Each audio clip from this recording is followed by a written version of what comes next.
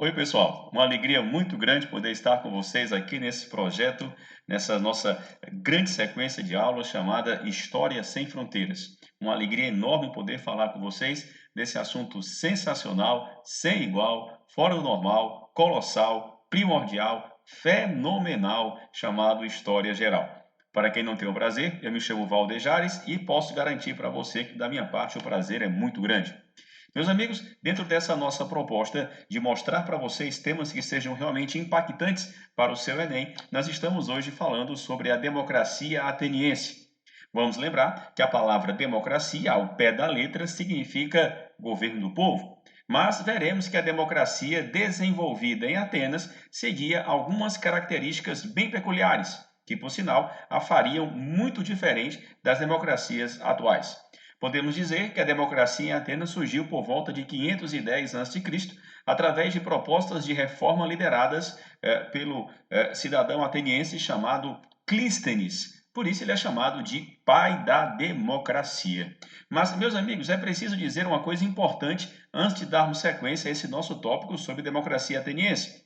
Devemos lembrar que a democracia surge em Atenas como fruto de uma longa jornada de questões, crises e lutas sociais. Atenas é uma cidade-estado grega localizada muito próxima do mar, o que deu aos atenienses uma ligação muito forte com o comércio marítimo. Apesar disso, originalmente, na cidade-estado de Atenas, eram os proprietários de terra, os eupátridas, que detinham o direito político. O enriquecimento dos comerciantes e a falência dos pequenos proprietários, provocado pelo comércio com as colônias gregas do além-mar, fizeram com que aquela estrutura social e política, baseada no poder dos chamados nobres ou eupátridas, começasse a ser questionada. Diante desses questionamentos, a Assembleia da época, o chamado Arcontado, decidiu entregar o poder para Clístenes para que ele propusesse reformas. E dentre as reformas de Clístenes, nós podemos mencionar o surgimento da democracia ateniense. Vamos observar aqui um slide em que nós vamos ver como a democracia ateniense estava estruturada. Bem, meus amigos, para falarmos de democracia, nós temos que começar com o seguinte: nas cidades-estado da antiguidade, democracia não é a mesma coisa de hoje. Na antiguidade, cidadão e habitante eram coisas bem diferentes.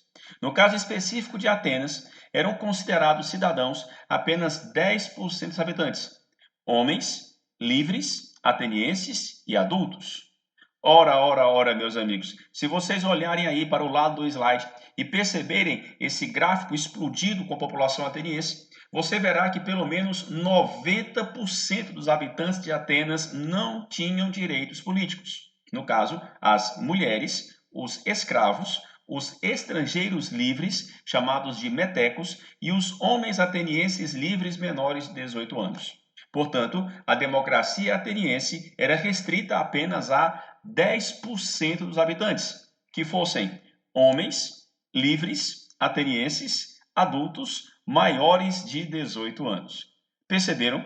As mulheres, os estrangeiros e os escravos estavam excluídos do processo democrático. Se nós fôssemos usar um termo de hoje para definir ou para caracterizar aquele regime ateniense, eu não tenho dúvida, nós chamaríamos de uma aristocracia. Mas eu preciso que vocês compreendam, para os padrões da antiguidade, principalmente para os padrões da antiguidade clássica grega, aquele regime ateniense trazia inovações que eram absolutamente notáveis. Apenas como comparação, a outra cidade-estado grega famosa, a cidade de Esparta, dava apenas a cerca de 2% dos seus habitantes a participação política. Apenas para comparar, em Esparta, apenas poderia participar da Assembleia de Cidadãos ou Ágora aqueles que fossem chamados de esparcíates ou esparcíatas ou ainda espartanos, descendentes dos dórios que fossem homens com mais de 30 anos de idade. Bem, eu preciso que vocês notem o seguinte: a democracia ateniense pode ser facilmente chamada de um regime excludente. Sim, talvez a primeira característica que você perceba é a exclusão de 90% dos habitantes. Mas antes que você se precipite, eu preciso que você entenda o seguinte: a democracia ateniense ela era direta, ou seja, não havia eleições para cargos públicos. Todos os cidadãos poderiam comparecer na Assembleia, apresentar suas propostas, discutir as propostas e votar as propostas. Uma democracia direta no sentido de não haver necessidade de representatividade. Notaram, meus amigos, o cidadão, mesmo que fosse pobre, mesmo que ele fosse um georgoi, mesmo que ele fosse um camponês pobre, mesmo que ele fosse um teta, um sem terra, ele iria para a Assembleia, apresentaria suas propostas, julgaria as propostas, votaria as propostas. A nossa democracia contemporânea, ela é chamada de representativa. A democracia grega é uma democracia direta, ou seja, o cidadão participa diretamente da Assembleia. Outro detalhe interessante, os cargos públicos eram sorteados entre os cidadãos e eram cargos rotativos. A ideia é que todo cidadão deveria estar capacitado para participar da Assembleia. Bem, além de direta e excludente, eu posso dizer que a democracia ateniense era machista, afinal, excluía as mulheres. Era racista e xenofóbica, porque excluía os estrangeiros. Importante mencionar, nas cidades gregas da antiguidade, nas polis, estrangeiros não eram apenas aqueles que vinham de outros países. Até mesmo gregos de outras cidades-estado poderiam ser chamados de estrangeiros. Mesmo que a pessoa tivesse nascido na cidade-estado, no caso que estamos aqui citando Atenas, ela ainda seria estrangeira se os seus ancestrais não fossem daquela cidade. Portanto, quando nós falamos de estrangeiros, nós estamos aqui falando de todos aqueles que não estivessem como sendo descendentes dos fundadores da cidade e estado. Os escravos também estavam excluídos. É bom mencionar que na época de Clístenes, quando a democracia foi criada, não existia mais a figura do escravo por dívida. Um outro legislador ateniense anterior a ele, por nome Solon, havia extinguido essa prática de escravidão tão comum na antiguidade, mas que a partir de então não era mais possível em Atenas. Portanto, meus amigos, nós podemos começar dizendo para vocês que a democracia ateniense é uma democracia bem diferente da democracia atual. Agora notem, apesar de excludente, apesar de deixar de lado 90% dos habitantes da cidade, nós não podemos chamar a democracia grega de uma democracia elitista. Afinal, um pobre poderia participar da democracia, da Assembleia. Deixa eu mencionar isso. A Assembleia Ateniense chamava-se Eclésia, reunia-se na chamada Ágora, a Praça do Mercado, na Cidade Baixa de Atenas. Portanto, os pobres poderiam ir até a Ágora, poderiam participar da Eclésia, independentemente de renda ou propriedade.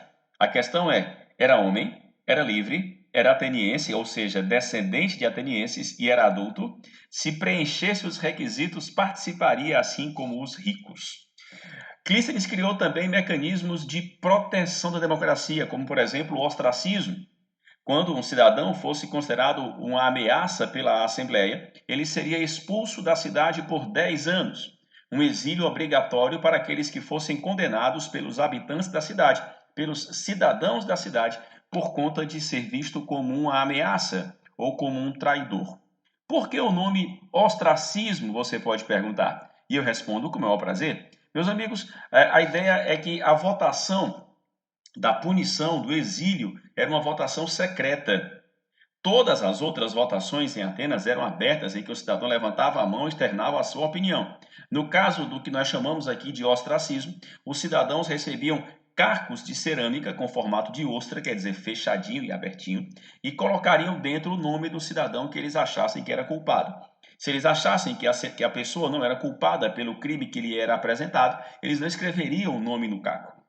O caco, em formato de ostra, faz com que a cidade chame de ostracismo a pena de exílio por 10 anos para aqueles que fossem considerados traidores ou ameaça na cidade-estado de Atenas. Para fechar o tópico, meus amigos, eu queria mencionar que durante o chamado século de Péricles, século 5 a.C., no auge da cidade-estado de Atenas, nós tivemos um detalhe bastante peculiar que deve ser mencionado. Péricles percebeu que os cidadãos mais pobres não podiam participar da Assembleia, porque estavam trabalhando, obviamente. O pobre não tem escravos que trabalhem por ele. Então, o que aconteceu? Péricles fez uma reforma, pagando o que nós podemos chamar de Bolsa Cidadania, o Misteroi. A cidade-estado de Atenas pagaria uma ajuda de custo para que o cidadão pobre pudesse participar da Assembleia sem precisar se preocupar com seus afazeres ou com o seu trabalho. É bom dizer, meus amigos, que na Grécia Antiga o trabalho era visto como coisa para pessoas inferiores. Aristóteles chega a dizer que dentre as características de um bom cidadão estava aquela de não precisar trabalhar para viver, que o ócio seria um companheiro muito próximo da cidadania. Notaram as peculiaridades do regime ateniense? Portanto, agora, meus queridos amigos, vamos fazer o seguinte: vamos resolver uma questão, um item elaborado dentro da sistemática do Enem, para que nós possamos colocar em prática aquilo que aprendemos e discutimos hoje. Por favor, observe e vamos resolver juntos a questão. Nunca temi homens que têm no centro da sua cidade um local para reunirem-se e enganarem-se uns aos outros com juramentos. Com estas palavras, Ciro insultou todos os gregos, pois ele tem suas ágoras ou praças onde se reúnem. É Heródoto, o pai da história. O imperador persa Ciro, no texto acima, despreza um dos aspectos que, apesar de caracterizar a experiência democrática grega, não é compatível com o regime democrático atual, sendo ele a de amor, a participação direta dos cidadãos nas decisões das assembleias. B de bola, a exclusão de mulheres e escravos no processo decisório da polis. C de casa, a eleição de representantes incumbidos de elaborar as leis. D de dado, a imposição do imperialismo ateniense sobre as demais polis gregas. E de Eva, a supressão da livre expressão dos cidadãos em tempos de tirania. Meus amigos, eu gostaria de, antes de resolver com vocês esse item, lembrar que ele foi elaborado dentro da proposta da TRI, da Teoria de Resposta ao Item. Você perceberá que todo item elaborado dessa maneira, item é o jargão do Enem, né? O Enem chama a questão de item, você vai observar que haverá um texto. Esse texto ele precisará estar ligado aos distratores, ou seja, às opções, a partir de um enunciado. No enunciado, você terá a contextualização da informação prévia do texto, assim como o comando que deverá ser executado na questão. Eu quero que você observe, meu querido amigo internauta, que nos dá o prazer de acompanhar esse projeto História Sem Fronteiras, que nós estamos aqui falando de um item Enem, onde o enunciado não pede para você marcar a afirmativa correta. Basicamente, os enunciados de itens Enem, eles trabalham com a ideia de que o enunciado dá início à informação e o gabarito, a informação, a opção correta, completa a informação. Note um outro detalhe importante. Não necessariamente os distratores, as opções erradas, trarão informações que são tecnicamente, no caso, historicamente erradas. Haverá opções que trazem informações certas, mas que não são compatíveis com o texto mencionado anteriormente. É por isso, meu querido amigo, que eu preciso deixar para você uma dica, um bizu. Não dá para ser feliz no Enem se você não tiver condições de ler todos os textos. É preciso administrar bem o tempo para isso. Pessoal, nós escolhemos falar sobre Grécia hoje por um motivo muito simples. Grécia é top 5. Grécia é um dos 5 assuntos que mais caíram no Enem de 2009 para cá.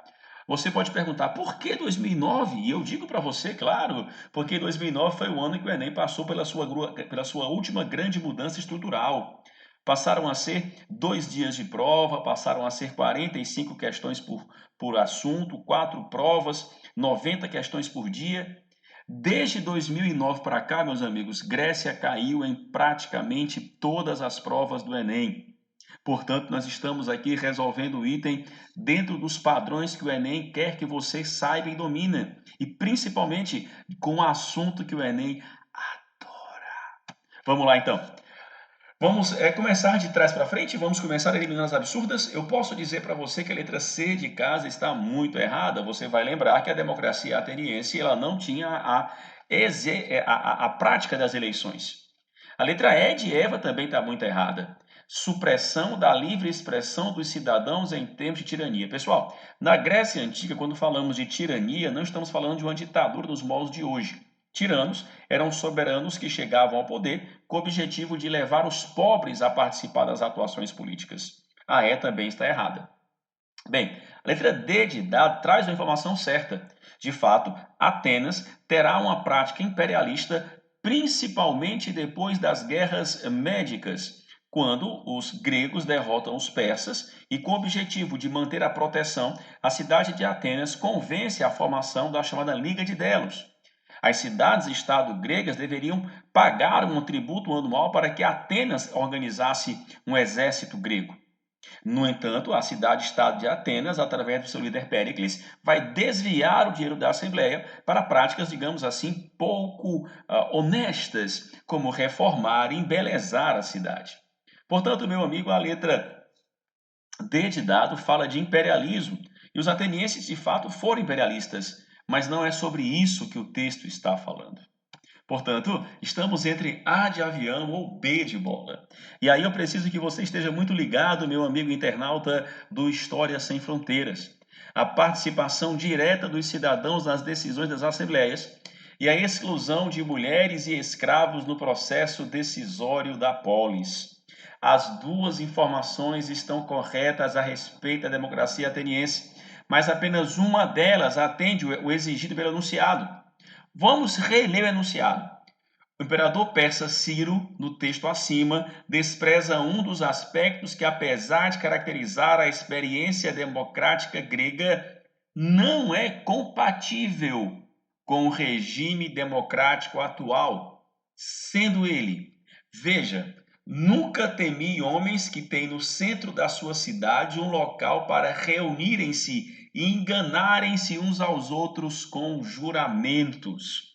O que Ciro critica no texto é a prática grega, em especial ateniense, de haver deliberações em assembleia para os assuntos das cidades. A letra A de avião contempla aquilo que o texto fala. Por quê? Porque na cidade-estado de Atenas havia participação direta dos cidadãos, enquanto que a nossa democracia é uma democracia representativa. Portanto, meus amigos, foi muito bom estar com vocês, foi muito bom brincar com vocês. Continuem ligados, porque certamente o nosso projeto continuará com outra dica importante de história. Hoje falamos sobre a democracia ateniense, uma democracia direta, porém excludente, mas não elitista. Um abraço a todos e nos vemos na próxima, se Deus quiser. Valeu, pessoal. Obrigado pela atenção.